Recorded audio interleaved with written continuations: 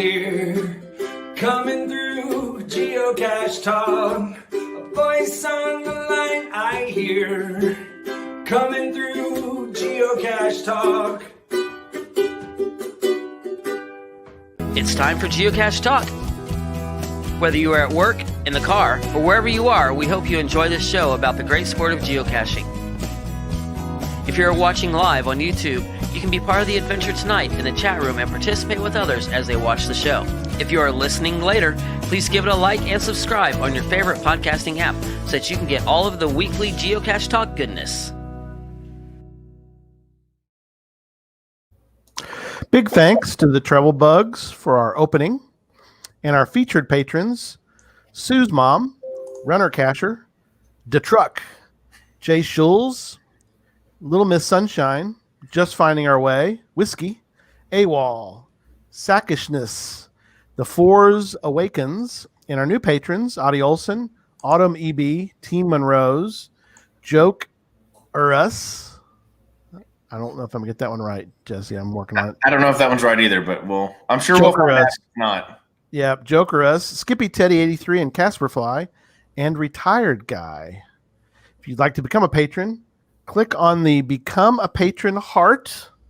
Oh, it's a heart on the front page of the Geocache Talk website, or head on over to patreon.com/Geocache Talk for more details. Patrons get the now famous blackout coin. Yours is in the car. No, I do have. You got something? The original green one tonight. So. Oh, the green one. There you go. Oh, well, show off. You had yours by you. And the leaderboard challenge. I got that one put away too. Yeah, okay, good. Okay. Well, more on that. More on coins another day. We'll talk about. Yeah. They get that. They get bonus content, invites to special events, book club. When's the next book club? The 21st, I believe. It's coming up in pretty soon. Week from tomorrow? Yeah. 21st, book club. Mm-hmm. So if you join, you can join the book club as well. Well, I'm doing another geocaching, exactly geocaching related, not a geocaching adjacent book this time. Yep. You get that. You get the book club free. How about that? Yep. Part of the package deal. You also get, like I said, special event invites only for patrons. Mm-hmm. We got a patron party coming up in a couple Tuesdays. Week from Tuesday, we have a patron party where we always leak news that we can't say on the air. Yep.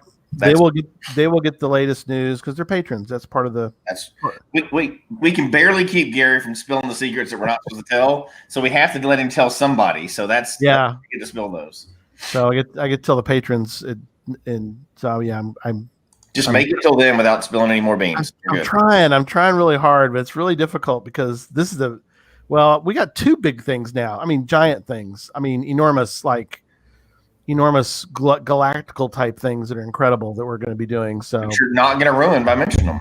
No, I'm going to move on. Support levels start at as little as Bison Tube level, which is $3 a month. Goes up to Golden Ammo Can, $10 a month. Obviously, depending on your levels, you get different things. Oh yeah, you get benefits for those. Mm-hmm. All right, let's jump right into show 215. So welcome to the show, Randy and Carolyn. Welcome to Geocache Talk. Thank you. Thank you. Good to be here. Thanks for inviting us. Absolutely. Surprised you there. Sorry about that. Should have warned you. I was going to that. Yeah, isn't that the thing nowadays? You're supposed to catch them, either catch them and scare you or make you cry. So we're not going to do either one of those, though. No, we won't do that. No, it's not that kind of show. Yeah, no, we're very excited to have y'all on. We have a lot of cool things to cover tonight. Mm-hmm. We are going to do a little bit of news, so I want to introduce you because I want you guys can also comment. We're going to do just a couple news items, but if you happen to see something that you would like to comment on, then please do. And we were going to talk some news here for a moment.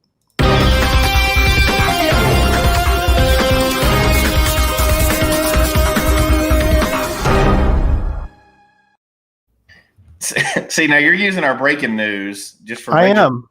It's always breaking news tonight. breaking news every night. Let's start with our sponsor. How about that? Okay. Right in the Rain is our sponsor for the month. Products. Tell us more, Jesse. So obviously, Right in the Rain is the gold standard for logbooks. If just exactly what we're talking about tonight when we get into the show, I guarantee you on the kind of caches we're talking about tonight, you'd rather have Right in the Rain than a receipt from Walgreens. So I was fortunate enough to get out and find some caches this weekend, and there was an extreme difference between waterproof logs and and then the mush that you can't even write your name on. And I don't know. I try to keep some with me, but I'm not going to replace somebody's mush with a high quality thing. If they don't care enough to do it, I'm not going to put it in myself. But if I'm going to make my own cache, there's no way I'm not going to put Right in the Rain in all my caches in the future. After coming across mush, that reminds me all the time. And right now it's super cheap. They got us a 30% discount just for using the code Geocache. So you can get enough for a long time. I have a big stack of them. 30% off, and you can parlay that into maybe even 50% off if you find the right sale items. So like the Super Shopper, like that thing where they get that's right and stuff. Yeah. So that's cool. The blog entries, we have somebody who's got one maybe possibly working on, but we need like 5 more. So everybody go write 5 blog entries. No, I'm kidding. But we do need about 5 in the hopper.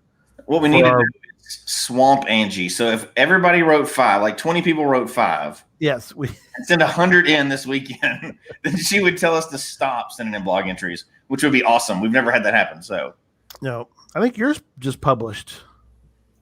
Your benchmark one. Did you not? Was that supposed to come out yet?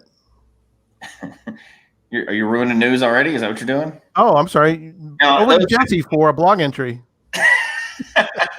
Wait, let me play the bumper. Wait. Sorry, just kidding. Yeah, we got to get our awesome video guy who is in the chat room to make us a regular news, so you'll stop using the breaking news every time. Okay, I'll do that. Yeah, we need.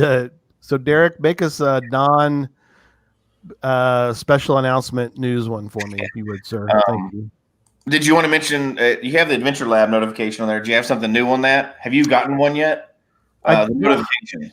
Yeah, that was, as I mentioned, that was the first real thing I really kind of got. Was I never got any virtuals like you did and all that, but I'm not going to complain. I was just glad to get an Adventure Lab. Did you guys get an Adventure Lab, Randy and Carolyn?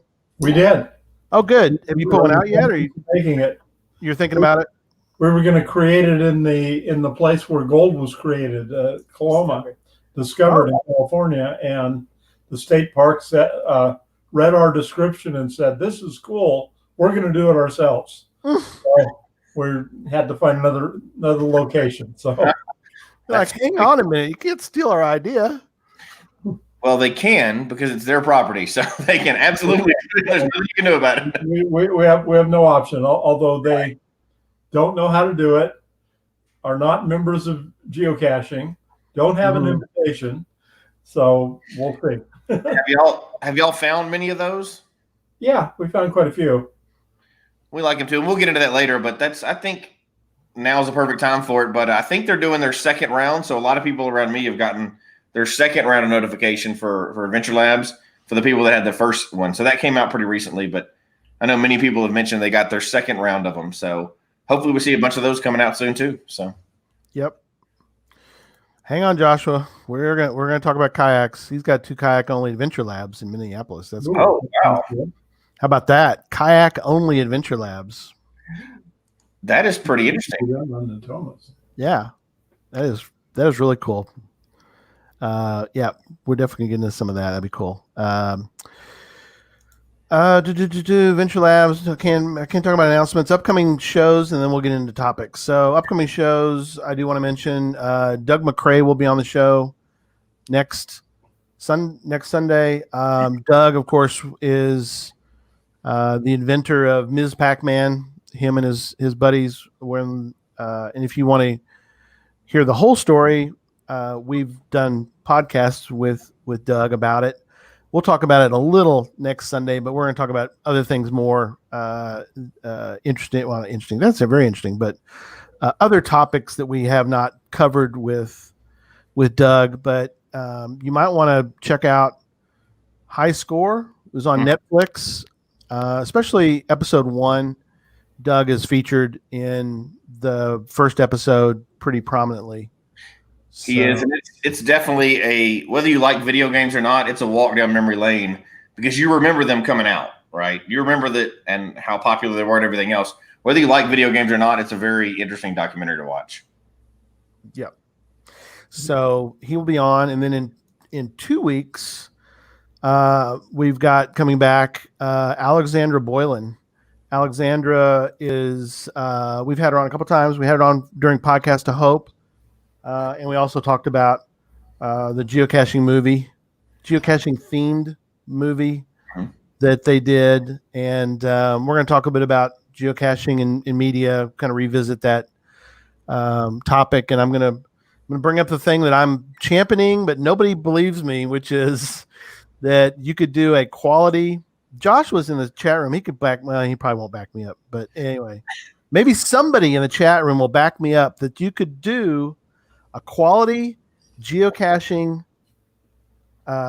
documentary and make it interesting, but everybody says that you'd have to make it weird, or you'd have to make it like Amazing Race with a bunch of weird people or stuff. And I think you can do it without doing all that. Yeah, I'm one of those people that doesn't believe you, but I really want you to prove me wrong.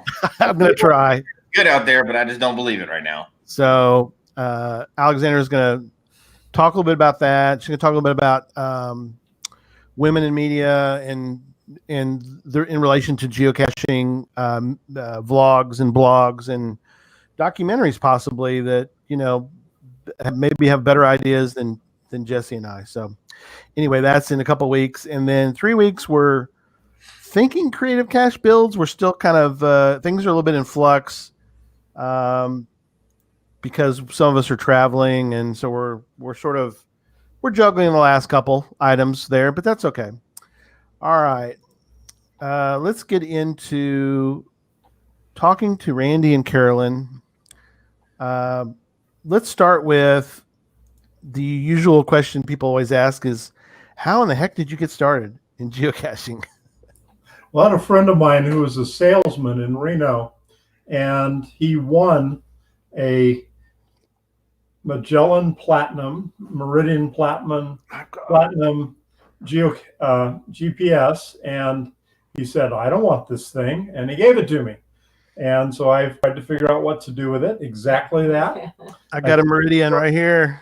First couple of thousand geocaches was with that thing. Yeah, absolutely. And, that was surprisingly good. I thought it was a good thing until I had it with me one time when I was kayaking, and I rolled my kayak, and it wasn't waterproof as advertised. So that was the end. But he gave that to me, and we went out the next day and found a geocache called Quacking Up by the Slough.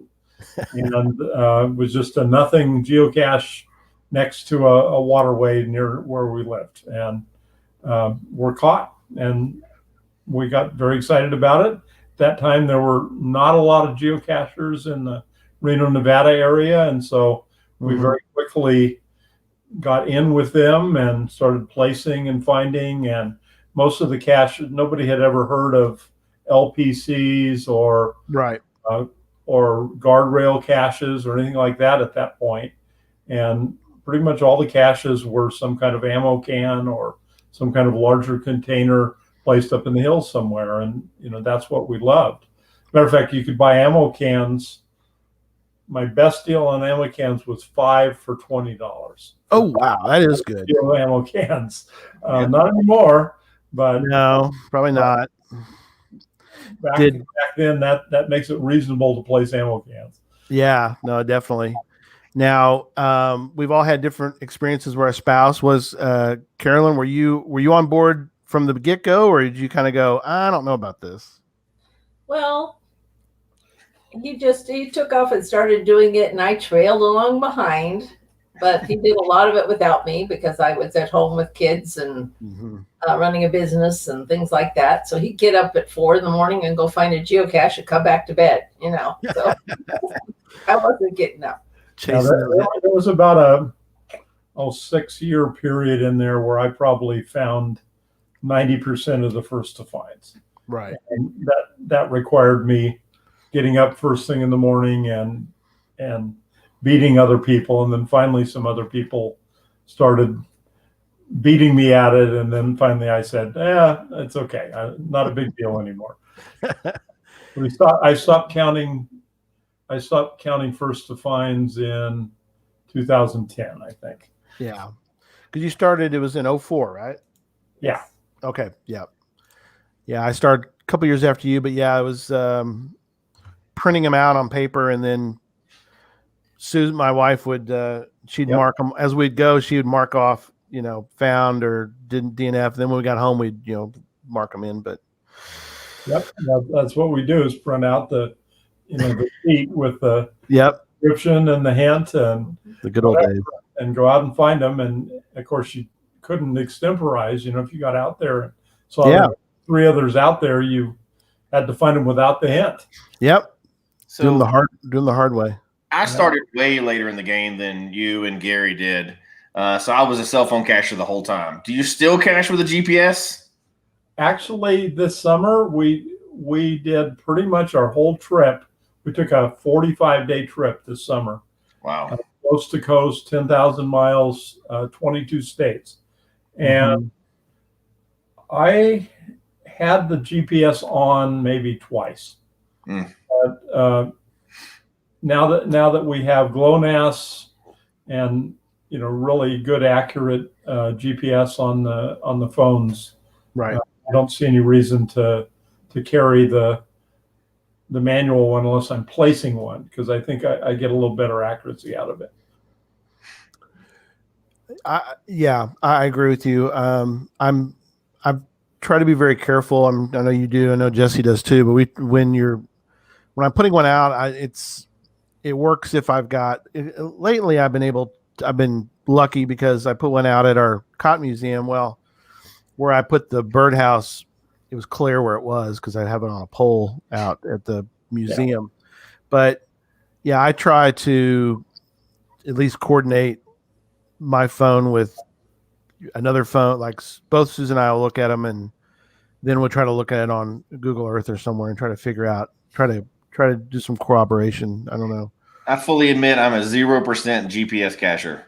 I'm 100% on the phone for hides and finds and everything. And it is. Did you ever own one? It's a different style, right? So. Did you ever own a GPSR? I've owned 3. Have you really? Okay. I think technically I haven't owned 3. We bought one. So I know we're getting off topic here, right? But this is okay. We're going to talk about a lot of old school style caching anyway. So yeah, we are. We bought one of the ones, I can't remember what it's called, but it was a partnership with GPS. It was like the kids version thing. Yep. Y'all remember there was a promotion for a while, and it was like, it was made for geocaching. Preloaded with geocaches in it. Yeah, it was terrible. GeoMate. Maybe that's what it was. GeoMate, I think. I thought maybe the kids would like that. They didn't. And then, but I had and I mentioned it many times on the show, so I'm not going to the story, but I had a mentor from the very beginning that kind of showed me. He gave me a GPS to use and said, "Here's how you use it," and taught me how about maps and stuff like that. And so I had that one here for a long time, and then I won one at a mega one time that I never opened the box. It's still in the drawer over there, and I never opened the box. And it's like a touch screen, but I just couldn't find a reason. I mean, I started way later than you guys, right? So I never could find a reason not to use my phone. So it is what it is. One good reason is waterproofness. My phone until this version was not waterproof. And when we did the Grand Canyon, I had waypoints for every rapid and every camp spot all the way down the river. And Carolyn sat in the front and I rode, and she would warn me, there's a rapid around this next bend. We'll want to scout this one. Yep. And couldn't have done that with a phone. Right. Yeah. And plus, when you're gone for 2 weeks, you can carry 24 AA batteries. Right. Recharging your phone is a hassle. Yeah, exactly. Yeah, it is absolutely. There's definitely different uses for all of them. When you're out in the middle of potentially You can't trust those waterproof containers for your phone. I've used those, and they're not trustworthy. No. I usually put it in a Ziploc inside the that's cool. Waterproof container. Yeah, that's smart. Yeah. We're going to talk a little bit about some of the challenges. I mean, we have challenge talk, but we get to talk. We can't give all that to challenge talk, right, Jesse? We got to talk a little challenges sometimes. Yeah, we have to talk about challenges every once in a while. So we'll talk about a couple that you guys have done, and which is I find fascinating. I've done some, but I don't. I want to do more. Susan and I talked about doing some more even today, or even creating one. But Marcellus has a funny comment, probably keeping DeLorme books afloat at this point. So yeah, apparently Marcellus is buying. Great. Way to go, buddy. Because DeLorme is one of them. So since Marcellus brought it up, let's talk a little bit about DeLorme. Nevada DeLorme is one that you have done. Yeah, amazing. We 53 pages in the Nevada DeLorme book. Okay. And Nevada's an amazing state. People think of it as flat. Right. How would you describe it, Carolyn? Well, it's very mountainous. Right. Most of it is over 5,000 feet, and most of the mountain ranges are over 7,000 feet. So they're not huge mountain ranges, but there are more mountain ranges in Nevada than any other state. So and there are very few paved roads in Nevada. Right. Especially if you're doing, as I brought up the DeLorme page, just so we could kind of look at that. Because it's interesting, like you said, and that's, I think, is a fascinating thing about DeLorme is I love county caching. That's one of Susan and I's favorite things to do, but the DeLorme gives a different twist because as you can see by this map, there was probably some parts of some DeLorme pages, and you're like, we are out in the middle of nowhere. Absolutely. Most of them. They are not the same. For anybody that doesn't know, the DeLorme and the county challenges are not the same maps. No, not at all. Although if you do the DeLorme, then you've done the county for the most part.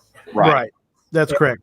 Not the other way around, but yeah. We bought a new truck up in Idaho in 2014 and came down into that northeast corner and drove all the way across those pages across the northern border. Okay. And there were 3 or 5 hour periods where we did not see another vehicle. Wow. Did not see a paved road. That's true. Pretty amazing. We did get just one flat tire on that, or multiple flat tires? Yes, it was a brand new truck with brand new tires, and we had a flat tire before we got to Gerlach. Dang. Where we got to where the Black Rock Desert is. Black Desert, yeah. Just amazing. And then finally, actually, we'd never even heard of DeLorme until maybe 2010 or something. But when we looked at it first, we found out we had 42 of the pages just from incidentally caching. Oh, okay. So we said, okay, let's finish this. And over several years, I had a daughter that went to college down in Phoenix. And so we'd catch pages as we went down. And then so finally, what was it, about 2016, we said, okay, let's finish this. Right. And so we took a long anniversary weekend. Actually, it was in February weekend, and went over to the eastern border, the border with Utah, and finished the last of our pages over there. Wow. And, but anyway, pretty amazing because you see parts of the state you would never even think of going otherwise. And Nevada's an amazing state. Just some of the parks and some of the history, lots of history, a lot of ghost towns.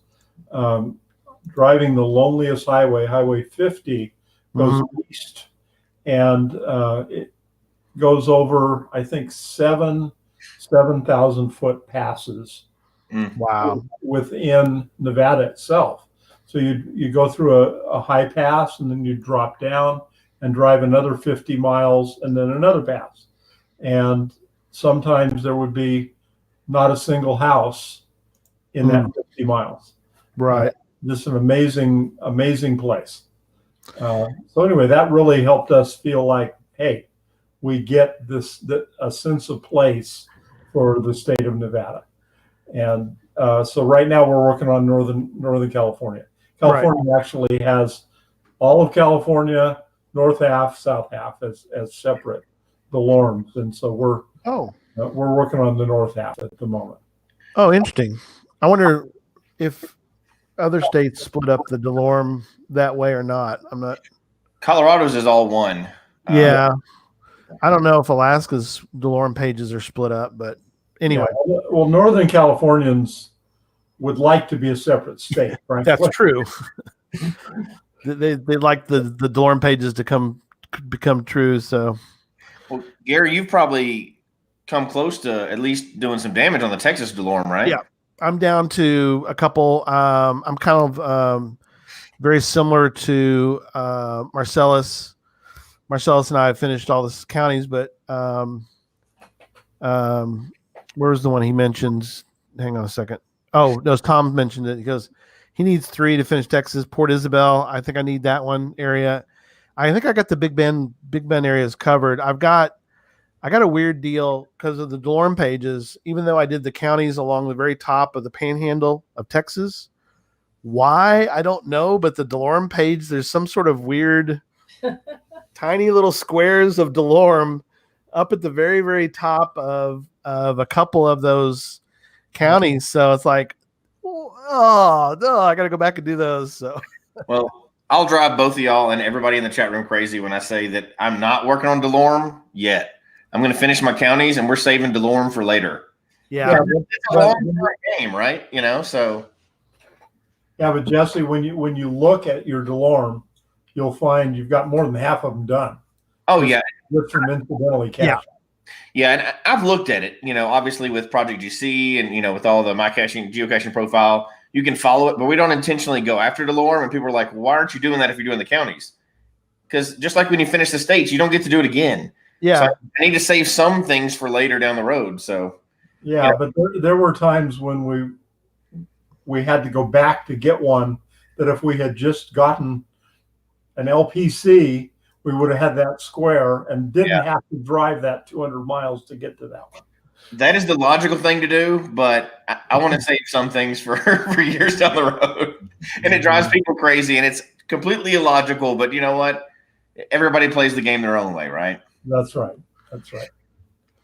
I found it interesting the way you designated, because a lot of people have done Fizzy. Fizzy's sort of a very common challenge, but I liked, and I know Jesse is going to be jazzed about this, but I like the fact that you specified that you have done the Fizzy using, is it 04 and back? Is that how you?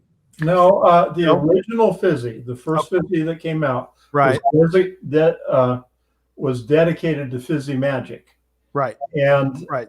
It was created on April 6, 2007. Right. And they specified they didn't want people publishing caches so that they could fill a square. Right. So, and I've seen people do that with the regular Fizzy. They say, okay, you need and the real weird ones are like the 1.5, 4.5. Yeah. That sort of thing. And so they go out and place an LPC and call it a 1.5, 4.5. Well, they didn't want that happening. So they required you to find caches that were only published before the date that cache was published. Right. Which means they were old caches. And we found it, I think in 2010, maybe. I don't know. It's been a number of years ago. And by the way, the location of that is in one of the fires here in California. Oh no! We'll see whether it survived or not. It's in Big Basin State Park near Big Sur. Right. And but anyway, we we did that. But the problem is, in some cases, finding those weird combinations required hundreds of miles of travel. Right. And some pretty extreme caches. Right. And we found some amazing ones. One of my favorite ones was called Flight 802. Yes. And Flight 802 was an airplane that took off out of Mammoth Lakes, or what it was an ABC Wide World of Sports film crew out of Burbank, California, that had been filming in Mammoth, California. And they were going home for the weekend. And so they drove to Bishop, which is only maybe 30 miles away. And the plane took off. And for some reason, nobody knows why, it hit the top of a mountain in the White Mountains, which is the opposite side from the Sierra, but also 14,000 feet high. And the spot they hit was about 9,000 feet high. And if they had been 50 feet higher, they would have missed it. But for some reason, 36 people died like that. Oh, and 32 people in the flight crew and another 6 people. And it was in such a remote spot that they didn't even bother to send a rescue crew up to try to find it. What they did is wait till the next morning, and then they hiked up just to see what was left. They knew there wouldn't be any people left. right. And everybody in Bishop saw the flame up on the mountain burn all night because they had a full load of fuel when they took off. Oh gosh, yeah. But anyway, we went to that, and that filled one of our squares. And what was that, like 4.5, 5 or something like that? Rating on that? Yeah, and 5, 4.5. Yeah, 4.5. And yeah, you're that right. was one of our missing squares, and some friends and I went down to find it. And it was pretty sobering because they had, of course, taken the bodies out, but they left the personal stuff. So there were shoes and shaving kits and makeup and eyeglasses and things like this scattered all over the mountain. The fire had been so hot that there were pools of aluminum that had melted that were in pools sitting there. And of course, the parts of the airplane were all over. One of the landing gears, and the landing gear on this, I think it was like an electrojet. It was a turboprop. It wasn't a jet. Right. Had bounced and was like a half a mile down this very steep mountain. So anyway, very, very sobering find for that. Yeah. And that was one of the ones we found that we probably wouldn't have found except for the storm challenge. Right. We're showing, for the audio listeners, we're just showing some of the photos that Randy and Carolyn took on this this particular cache that's up there, 5, 4.5, and some of your amazing photos. I mean, it's a amazing spot. Absolutely. Even for that, that connection, right? Sad, yeah. But now, did you know about that crash before you found this cache, or this is how you learned about that? I actually heard another geocacher talking about it. Well, no, I had lists. I would create a list of all the 5 4.5s published before that date. Right. And look through the list.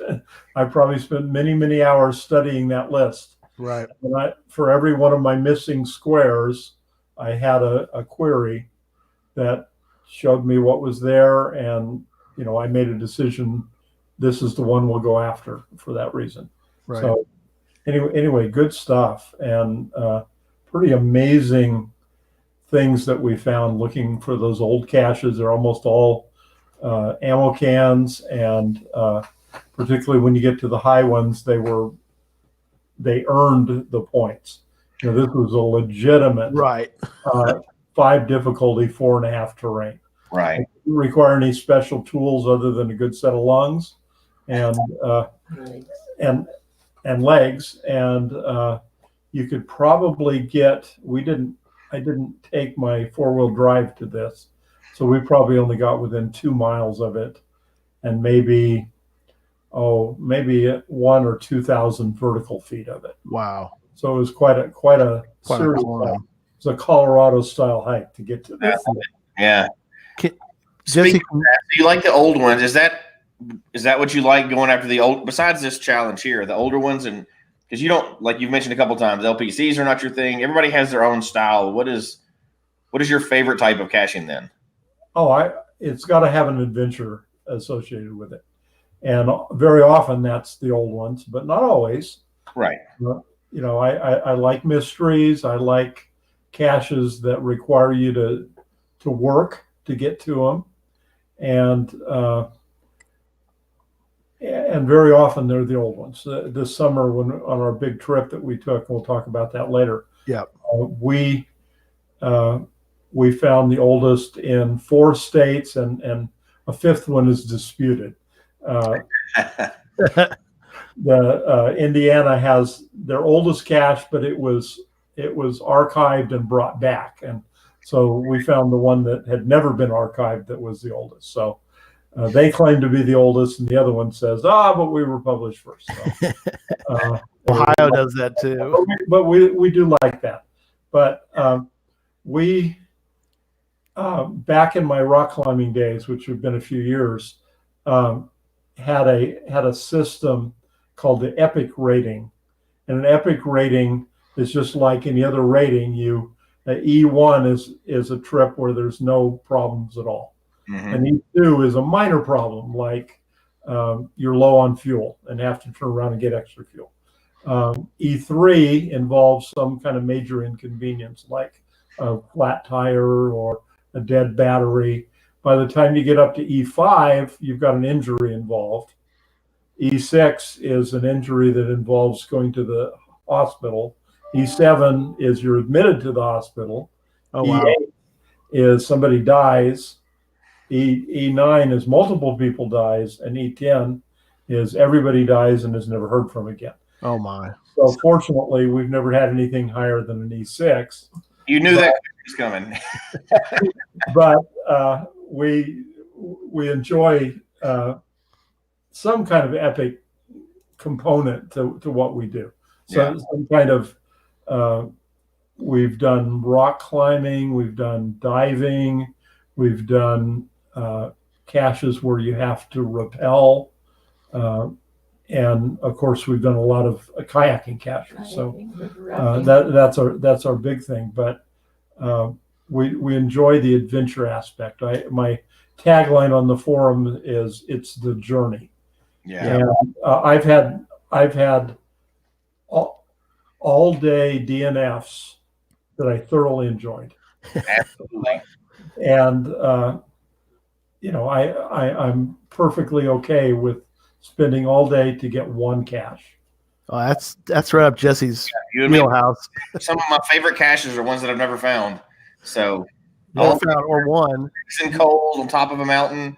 Can't find it because by the time you get there, conditions are too bad, and you still had a great day all day. So yeah, absolutely. Yeah, Jesse's had a few of those where I'll ask him how do 6 trips too. That happens. Yeah, you've done both, yeah. Yeah. On the fizzies, can you create a fizzy challenge today that does only, for example, the 2000 or let's say you pick 2006 before? Can you specify that the cache owner has to find caches before a certain date? So I can tell you the answer to that one to short it up. It depends. So the answer to that one is you can say that you have to find older caches. The caches can be older. You can't say they have to find them at a certain time. Right? Yeah, well, you can't say you have to found them before this cache came out. Right. But I just meant, just like Jasmine or anything else, you can say they have to find older caches. Right. You can't say they have to find them at a certain time because then new people couldn't do it. No, But, right. No, yeah. right. But you could specify. Not when they found it. You could say it has to be before this year and in one state, if that was even a possibility, which is probably right. Not. Probably not. You can be pretty specific with it. Well, and there's all kinds of variations on the Jasmine. People do the Jasmine with just in one state, or just mystery caches or just where I don't think where it goes, but whatever you can be real specific, I think, in how you obtain that. Absolutely. We have one around here that requires you to get the Jasmine, but you can't have logged any caches more than once. And they used to allow that. Yeah. I've got, like, there's one in California called 3 states in one day. Well, I've done that a dozen times. Back when I used to do consulting, I would be doing consulting in Washington, D.C. and drive to Maryland and fly back to Nevada and find a cache in each one of those. And so anyway, they don't allow you to claim the cache because you have so many thousand caches, but only so many less than that are unique. So. Yeah. I like those are interesting ideas, sort of tweaks on those, like doing you mentioned about doing like double fizzy. You did the Northern Nevada double fizzy challenge and find that cache. That's your cache though, right? That's my cache. And let me mention something. I really hate a tough challenge that has an easy final. I think that's illegitimate. Okay. And I've found like terrain 5 challenges where you have to find a 5-1, 5-1.5, etc. And then the final will be a guardrail cache. Right. And the whole thing is rated 5.5. Right. Because you had to find a 5.5 to get it. Well, I think that's ridiculous. Well, my double fizzy challenge is a true tough cache. Right. On top of a mountain, you've got to have 4-wheel drive to get there.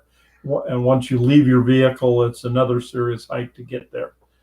So anyway, I really believe in that you should accomplish both of those things. Yeah. 100% agree with you. And I know a lot of people don't agree with that. I've even had people complain about it on some of my challenges. They're like, well, I've already done the work. That's not how this works.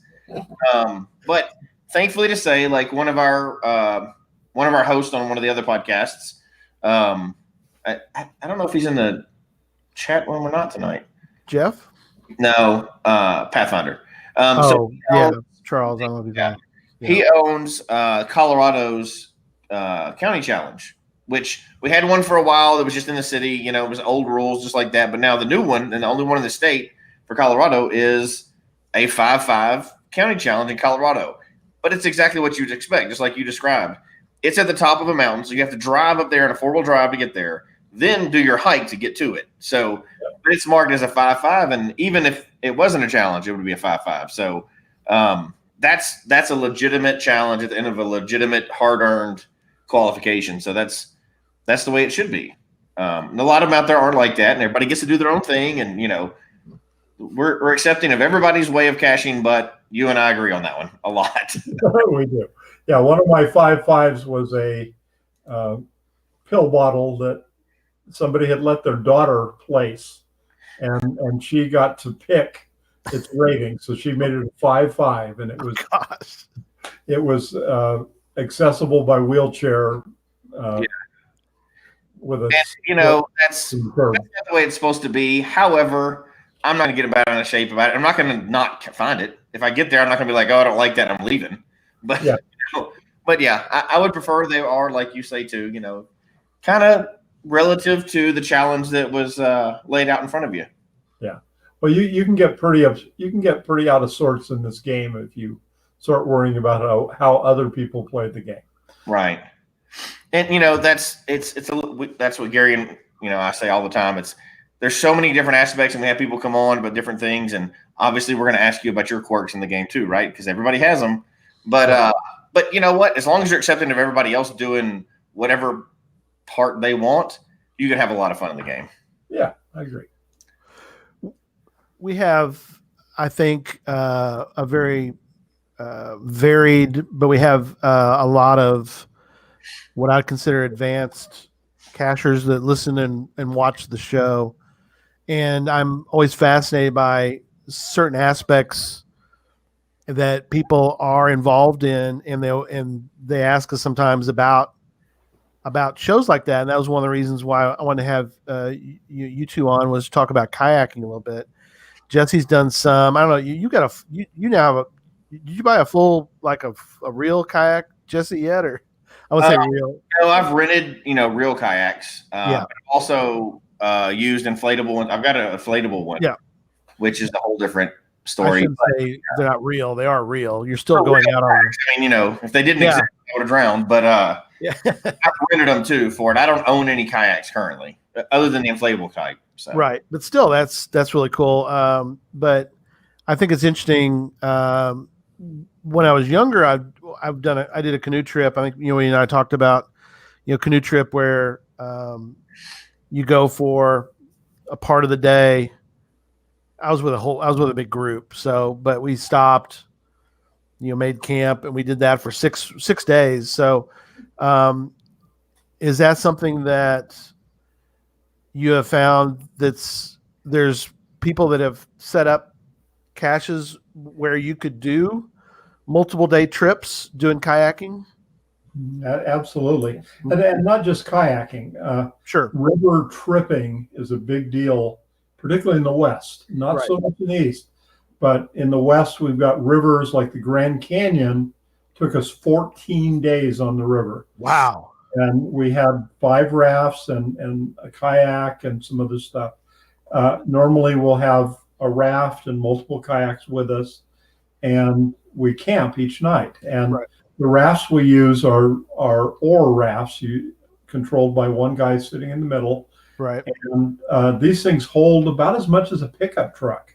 When we ran the Grand Canyon, we had 18-foot rafts, and they held as much as a full-size pickup. Wow, that's cool. We had a complete kitchen and a great menu.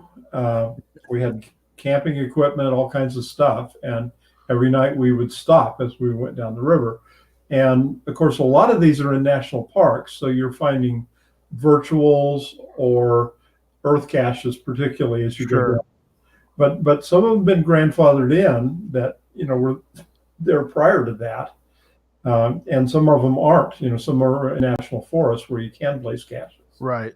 So anyway, we love that. We used to teach kayaking back in the 90s. We Okay. had a company where we taught whitewater kayaking. And so once we quit that, we sold a lot of our kayaks, but somehow or another I ended up with about a dozen kayaks.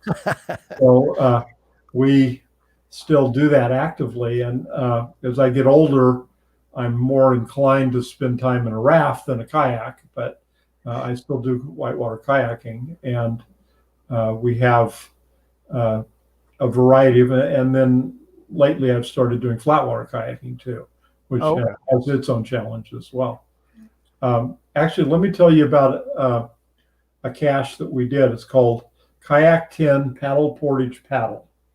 And in California, you've got a lot of hydroelectric dams on the western side of the Sierra. And this is on the Bear River, and they're called Upper Bear Reservoir and Lower Bear Reservoir. And the two back up to each other. When Lower Bear Reservoir is full, the headwaters of it touch the dam that makes the upper lake. And so what we would do is we would, the idea is that you put in on the bottom part of the lake, right, about a 6 or 7 mile paddle to get to the base of this other dam, and then you portage up the face of the dam. There's a path, and put in on the upper lake and go out to an island on the middle of the lake.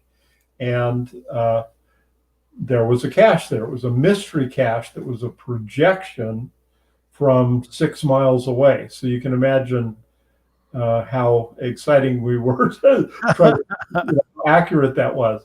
And yeah. It turns out that the year we tried it first, we didn't succeed.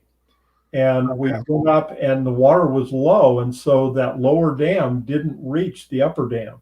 Okay. And so we would go up as far as we could, carry our boats 100 feet or 100 yards, put in another pool, go another quarter mile, do it again, do it again. We probably portaged 5 times to get up to the base of that second dam.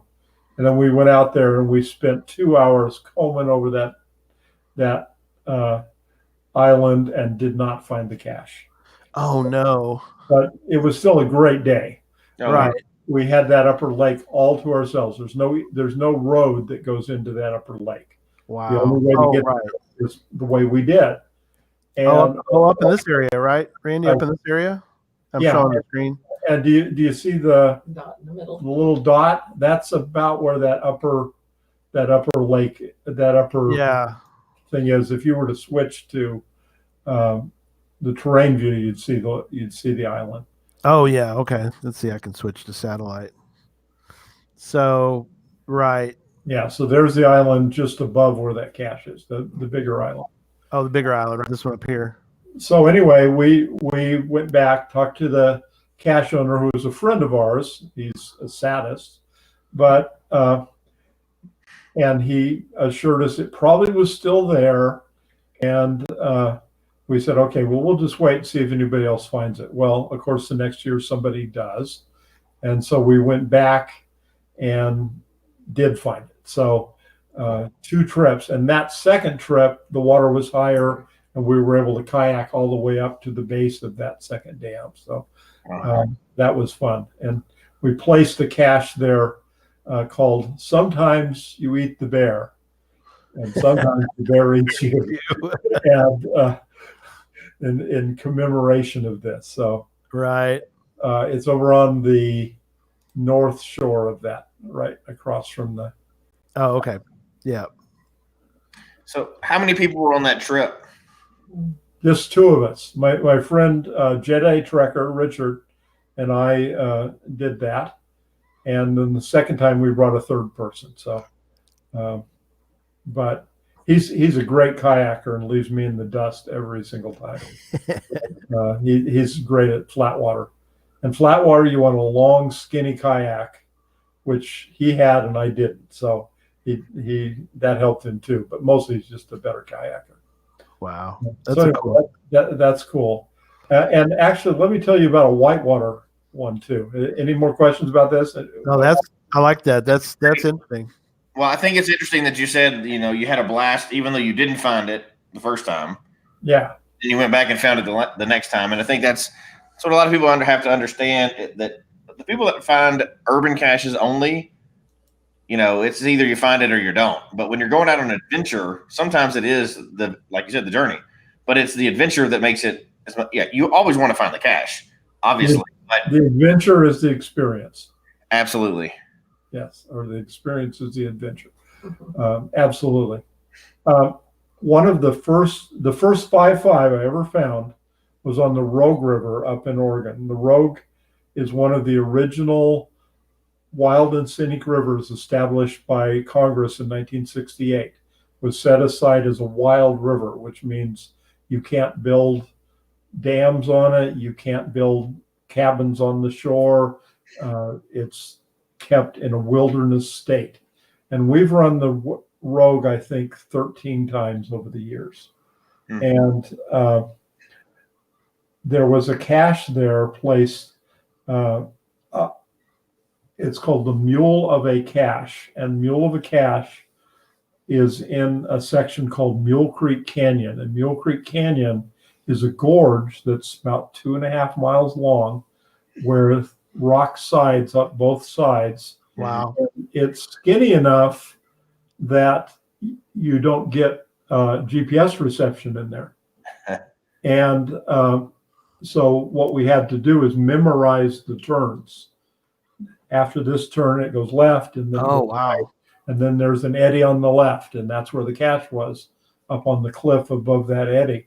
And on top of this, I don't know if you're familiar with the rating system, but Whitewater rates things on a 1 to 5 basis. Right. 1 being easy, flat water, and 5 being really tough. Well, this is class 4. Oh, wow. And the first time we went down there, I was determined to find this cache. I was rowing a raft, and we had some guys with us, and we pulled into that eddy right below the cache, and we're tying the boat off and ready to make the climb up this not too hard a cliff, but Sure. up to where the cache was. And two of our kayakers came around the bend outside of their kayaks saying, "Help, help." Oh no. So I jumped back in the raft and paddled downriver and helped get them back in their kayaks. Well, of course, by then you can't paddle back up. Not a class 4. And we decided, well, let's see if we can climb alongside the edge. Yeah. And I had a friend, son with me. He was 12 years old. And he says, "I want to do it with you." And so the two of us climbed up that about 20 feet above and started moving upstream along Backwards, right. upstream along the edge of that gorge. And anyway, at one point, I looked over, and this is a God thing. I don't know if you believe in that, but I looked over, and he had come off the rock and was in the process of falling. Oh no. And without even thinking, my hand went out and grabbed his life jacket strap, Right. and back in. Wow. And I don't think I could do it. If I knew he was going to do it, I could do it. But I pulled him in, and he just went, Yeah. I can imagine. anyway, we almost had an E6 there. Oh no. Yeah. Anyway, he's now a grown man, and every time he sees me, he comes up and gives me a hug. I bet. Anyway, so we didn't get it, Oh well, but you saved him. and but yeah, which is cool. But so we ran it again in the fall. We Yeah. ran it again in October, and I told the kayakers, I says, "I don't care. No matter what happens to you, I'm not gonna We're do it." stopping. And I had my son with me. My son is a United States Marine. Right. And very, very athletic. And we pulled into that little eddy and climbed up, and there was the cache. Everything was fine. First to find on this cache that had been there for a while, and it was very satisfying. So anyway, that was an example of a whitewater cache. Oh, and no one had ever found that cache, even because what was the time frame between the first time you attempted it and the second time? Oh, it was just a matter of months. We probably okay. did it in June and again in October. So, But still, nobody. I mean, that FTF sat out there all that time. Not that again. There are a lot of geocaching boaters, at least not whitewater boaters. Yeah. Whitewater boating's kind of rare. Yeah. We started doing it years ago, and you actually see the same names on the logs. Sure. I'll place a cache and they'll find it, or they'll place a cache and I'll find it. And we've never met these people, but we see each other's name on the log. Right. The Salmon River or the Rogue or the Tuolumne or what are these various rivers. Right. Anyway, the river tripping is an amazing hobby or thing. For many years of our lives, up until just the last few years, that was our summer vacation every year. Is some kind of a river trip, and sometimes multiple trips. And by the way, these rivers all have quotas and a permit system, and usually some kind of lottery to get on them. So for example, the Grand Canyon, you only have like a 1 out of 100 chance of being drawn for a permit. Really? Wow.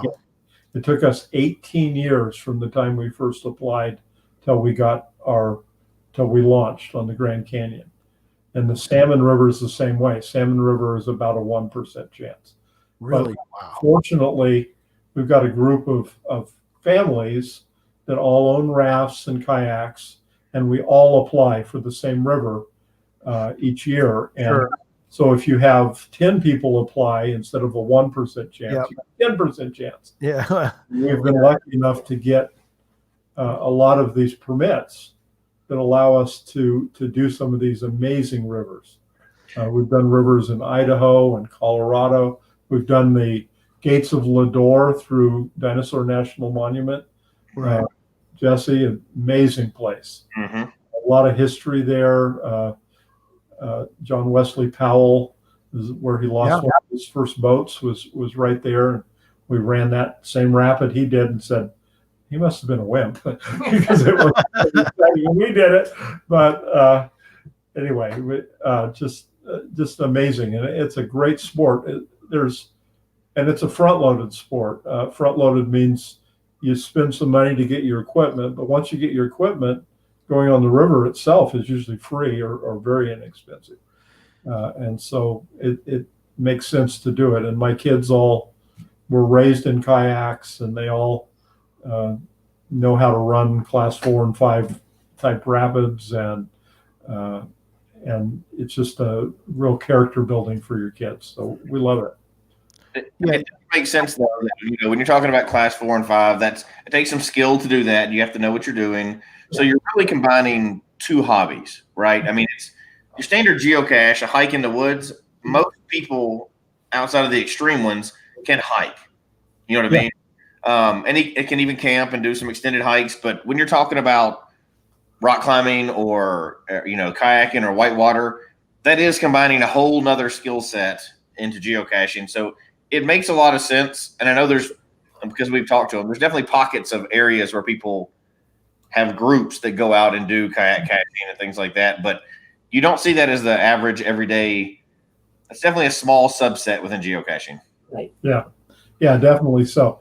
One of our favorite rivers is the Owyhee River, which you've never heard of. The Owyhee River is in the southeast corner of Oregon.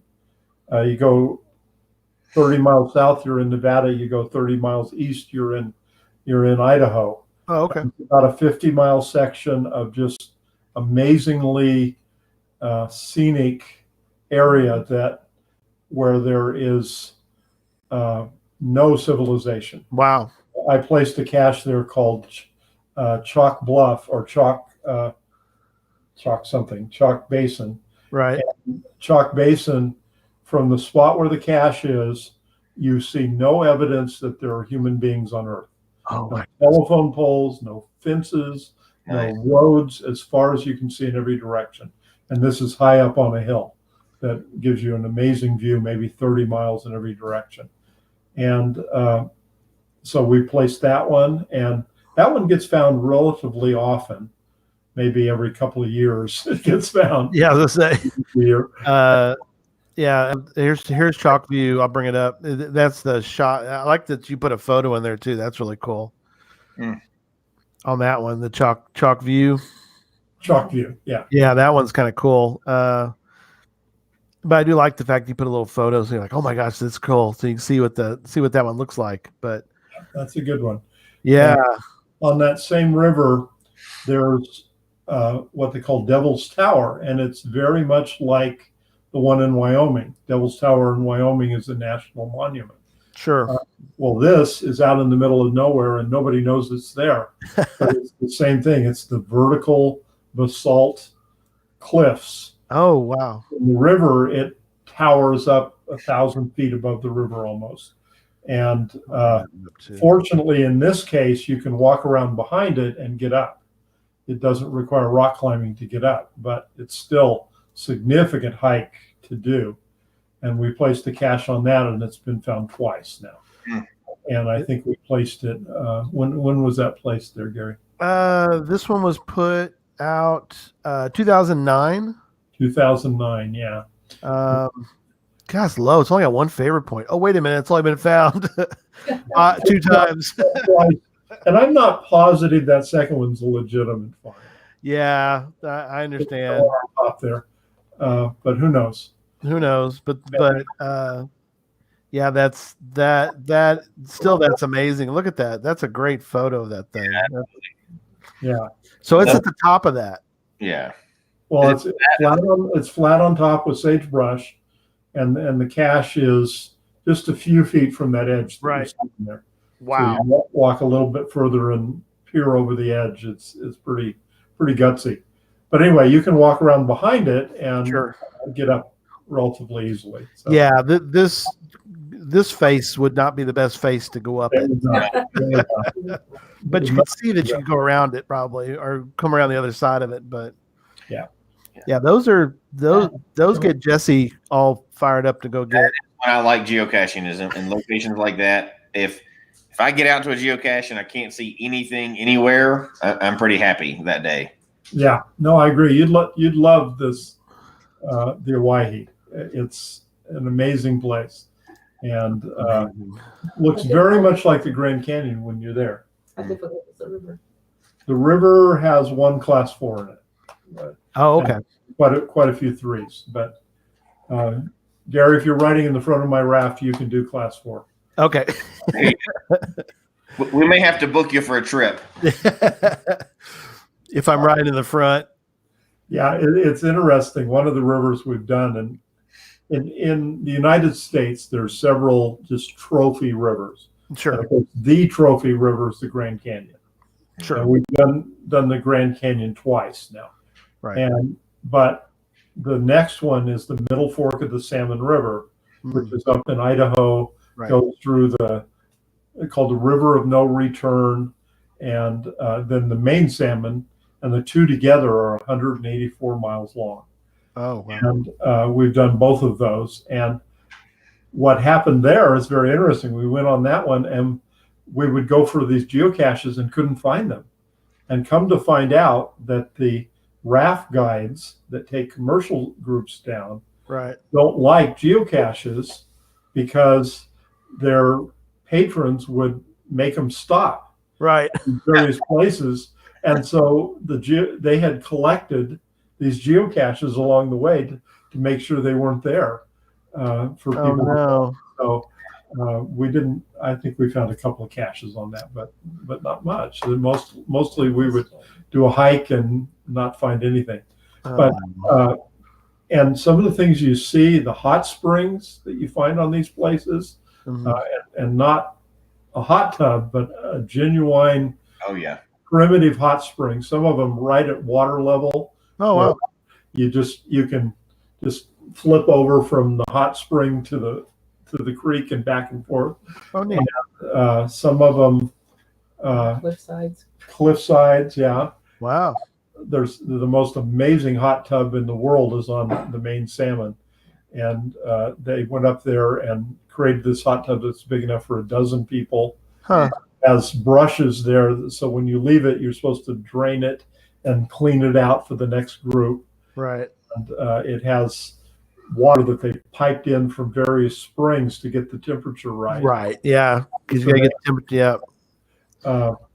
And then a lot of petroglyphs. We found a lot of petroglyphs on these, and on the Grand Canyon, one of the most amazing things, and you've seen this picture, are the granaries. And the granaries is where, or the granary on the Grand Canyon is where a tribe thousands of years ago or 1,000 years ago, placed all of their year's harvest way up on the hill where it couldn't get stolen. Oh, wow. You're well over 1,000 feet. Or damaged by water. Or damaged by water. Right. And hiking up to there. And of course, people have put caches there, and usually, like I say, virtuals or earth caches of some sort. Yeah. I mean, those are some earth caches that have got some effort, right? Absolutely. Yeah, Absolutely. That was almost an epic 10. Yeah. Yeah. It was so hot. We all about died. And when we were our second time in the Grand Canyon, there's one piece of civilization on the whole run. It's 226 miles long. And there's one place called Phantom Ranch. And Phantom Ranch you can actually hike to. Right. And they had you could get lemonades there for $2 or something, $5, I don't know, it was a lot. But when we were there, it was 118 degrees. Ooh, 118 degrees. But fortunately, when you're on the river, that's not a big deal because you're surrounded by cold water. Well, the trouble was the water was too cold to swim in. Right. Oh, right. Gotcha. So we had the trouble of being so hot. But usually when you're hot, you jump in the river to cool off. You could not jump into the river because it was too cold. Oh, too cold. Right. Way too cold. And Makes so sense. give you, your butt. They said you had 5 minutes before your limbs stopped working, type thing. Yeah. They give you ice headaches and try to wash your hair, because of course if you're out on the river for 2 weeks, you've got to wash your hair, and so you Sure. give yourself a ice headache by washing your hair. Ice cream headache. Ice cream headache by washing Wow. your hair in the river. But it was quite an experience to be on a river that was too cold to swim in and too hot to be out of the water. Right. It's sort of, yeah, you're kind of the extremes right there is. And we had teenagers that wanted in that water. Yeah, of course. I guess, like you said, you'd have to almost plan to be on the edge to get in and get back out real fast. Yeah. We sit with our toes in the water. Right, exactly. So a couple of other things that you guys have done recently. I know you which is great. Y'all take some trips, summer trips, and been able to do, some different parts of the country. I think is great. And of course, we have people from all over the country who watch and listen. I think it's interesting. You've done some. You labeled it as cross country in North Carolina. What are some of the things you've done on that kind of trip? I guess your son and family, they live over in that area in North Carolina. He is in the United States Marine Corps, and first he was stationed at Cherry Point, which is North Carolina, and now he's stationed at Camp Lejeune. So we didn't have a big move between the two. Right. But so the past 3 years, we have gone on trips, and 2 of them have been back east. One was, then the one in between was to Alaska. So we've gone, we usually try to take a different route, check out different states, check out different national parks and state parks. Right. And we're getting old, but we camp in the back of our truck. We don't have a We camper. carry a tent. We carry a tent in the back of our truck. Cool. And waterproof everything because it rains every day. And we pull up to a campsite, set up camp, and spend the night, jump in our truck the next day, and drive another 600 miles or whatever. About 300 to 400 miles a day. Yeah. And so this our major trips were across the country, and then Alaska. Yeah. So, and this last trip was, of course, our biggest trip was this last summer. And of course, it was COVID-19 summer. So all my well-laid plans went flying out the window because I had reservations for every night for 45 nights at hip camps, state parks, national parks, hotels, and occasionally a hotel so you get a shower. Hotels. Yeah. Every 5 days you have to hit a hotel, and friends' houses, places like that. And we were able to make it basically to Pennsylvania, all the way across the country. We had to cancel a couple of national parks because of COVID, that they were not open. There's a couple on the north edge of the United States. Right. I'm looking up at the map. That's what I'm looking at. Sure. Voyagers and Isle Royale were both closed because they require water passage, and they didn't want any of the ferries and things like that going on. So we had to cancel those, but we did Grand Tetons, Yellowstone, Wind Cave, Badlands, and Theodore Roosevelt. And Shenandoah. And then we came across the United States and got as far as Pennsylvania. That's cool. Before we had to change our plans. Oh my! Pennsylvania was New York, and we kept saying we won't cancel New York until we get there. So the goal was to get to Pennsylvania and see what happened. Yeah. When we got there, things were worse. Things were not. The COVID had died down, but they were still being hypersensitive, and they decided they didn't want Californians in their state because we're from a high-risk state, even though we live in a very low-risk county ourselves and have basically no COVID here at all. But you got lumped in with all the other Californians. And with a major big state, so we decided we didn't want to risk going. We were going to go through like 10 states. But England, you've gone through. We were going to go hit every single state in New England Right. and geocache in every one. Right. And we had some on our Jesmere challenge that we wanted to get that were in that location. And so we had to mark those off and find others. And so we didn't get to complete our 49 states that we were going toward. And but we had a wonderful time. We changed direction, went down into West Virginia, and had a wonderful time with the, what is it called? Berkeley County Yeah. Cache tour. Which Yep. we did. WBMs, yeah. Yeah, that was a lot of fun. Amazing guy. Yep. I'd love to have his brain. Yeah. Borrow it He's for a while. devious, though. He is very, very devious. But He is. He's helpful. Very, very, very helpful. A couple of times we called him and said, "Help!" and he was always there, and so we appreciate that. Yeah, we did his gadget caches, which are all birdhouses in some shape or form, Yep. and all of them impossible to open. He is devious. Very often we would say, "How did he think of this? How does he think of this? How on earth could somebody think of this?" Yeah. Right. He is So, incredible. and he would leave, he'd say, "Oh, it looks electrical," but of course, the way you opened it had nothing to do with the electrical part of it at all. So he's really devious little mind. Yes. So we enjoyed his caches a lot. Spent 4 days there, and and then went down through the Blue Ridge Mountains and got down to North Carolina to meet up with her son, and Sure. a lot of fun with our grandkids. And we went back to the Blue Ridge Mountains and camped with them.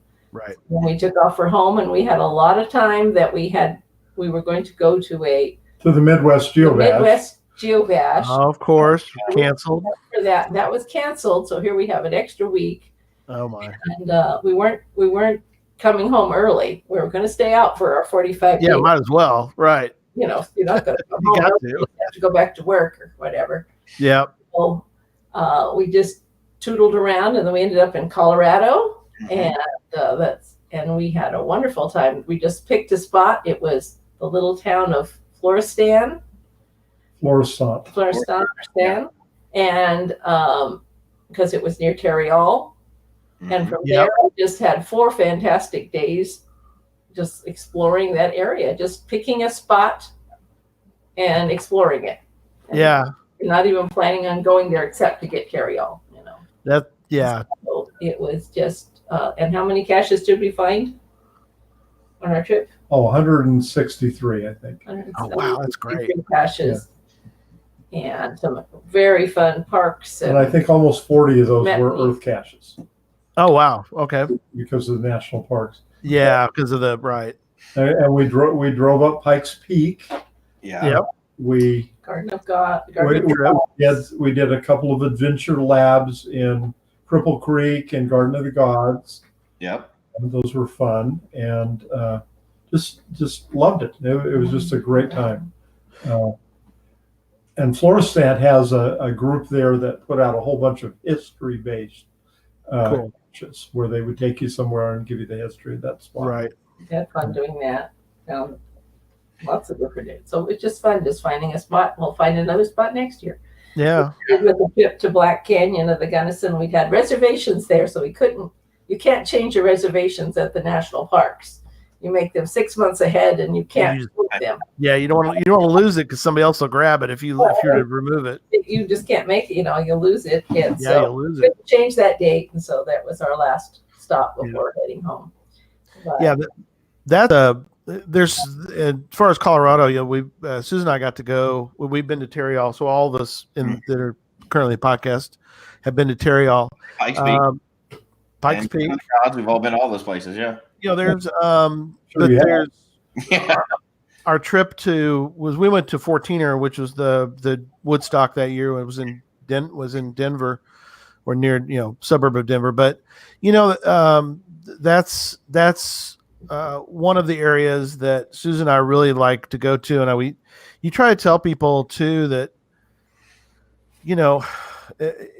yes, it's a long way for some people. If you live in South Carolina, to get to Colorado it's a trek, but it really is a trek worth going to. It's and Well, that's go ahead. we have a beautiful country, and Yeah. Yeah. fly Absolutely. over it and look down on it are missing a lot. Yeah. Yeah. And Absolutely. every time we do a cross country trip, and this is the third one we've done cross country plus Alaska, Right. we take a different route and Sure. see something different. We're up to over about 30 national parks now, and Oh wow, that's great. monuments and that sort of thing. Yeah, you can spend I don't even know how many years driving across the country and still be surprised by Yeah. things you come across. I mean, Well, you can find it. the real treasure this time was Turkey Run State Park in Indiana. Oh, cool. One of my friends that I grew up, I used to teach school, and she went to the same church we did and whatever. Uh-huh. And I wrote her and said, here are these two caches in Indiana. Which one should we get? And she says, definitely the one in Turkey Run. So Oh wow. Turkey Run, and we were just amazed. It's a state park. I don't think anybody knows what it is except people in Indiana. But Right. wow, what a beautiful place. It's this little slot canyon carved out of sandstone. Oh with wow. an active creek in it with waterfalls coming off the side and ferns, and just an amazing place, and lots of earth caches, and the oldest continuously published geocache in Indiana. Yeah. And it filled one of our Jasmine squares. That's cool. We don't want to poke that bear of that controversy tonight, but yeah, congratulations either way on the oldest cache, right?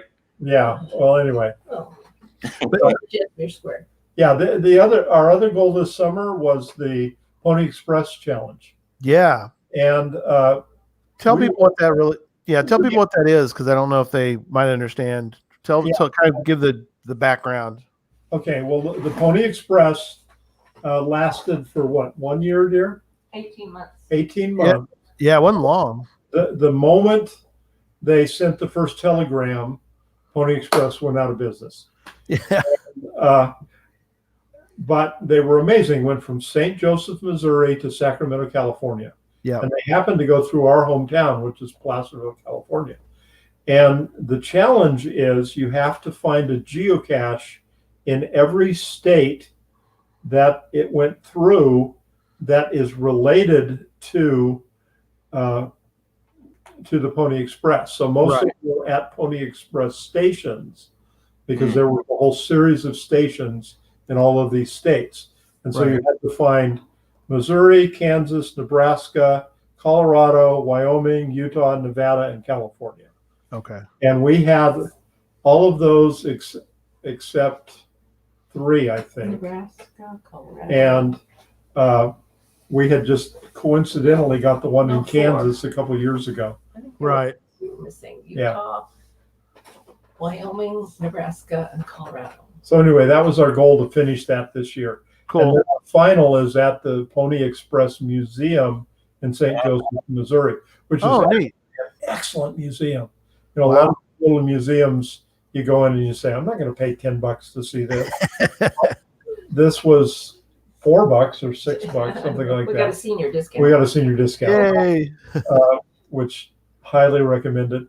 Yes. And they were personable, and they had they talked about the history of each of these writers, and the average age of these writers was like 16, and some of them were as young as 12, because they wanted people who are light. The lighter the guy, the more stuff you could carry, the more mail you could carry, and the faster you could go. And so a lot of these were young kids, and they lived. Some of them lived into the 1930s. Really? Wow. They had their life stories, and anyway, amazing fun thing, and that's what we did. Owen Easton from KC says Mo Pirate in St. Joseph, Missouri. He runs that, so that's really cool. Yeah, well, actually, I think it's a she. Oh, it's a she. I'm sorry. Yeah, and they have a plaque on the wall in the museum No, neat. All the geocachers who finished this challenge. Oh, that's cool. That's a great idea. We now have our name on the wall in the Yay! Joseph. But it is fascinating. There's these parts of history that I know me and Jesse's wife are big fans of the. Well, Jesse kind of I'm not a big history fan. not a history fan. I'm a huge. Yeah, I'm. And she tells me we're going to those places, so we go to those places. You go to them. But that's interesting. That's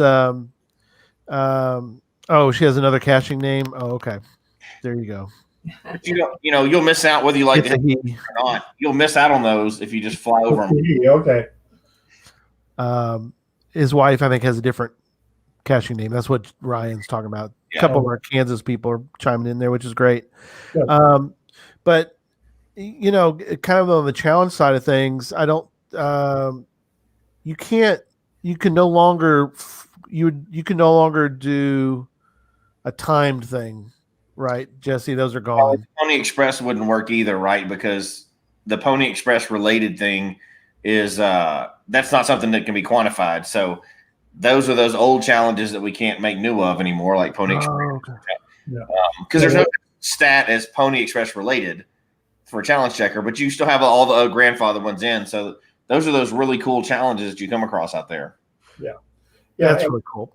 And there is a published list of ones that qualify, but we found a bunch of others that were Pony Express stations that aren't on the list.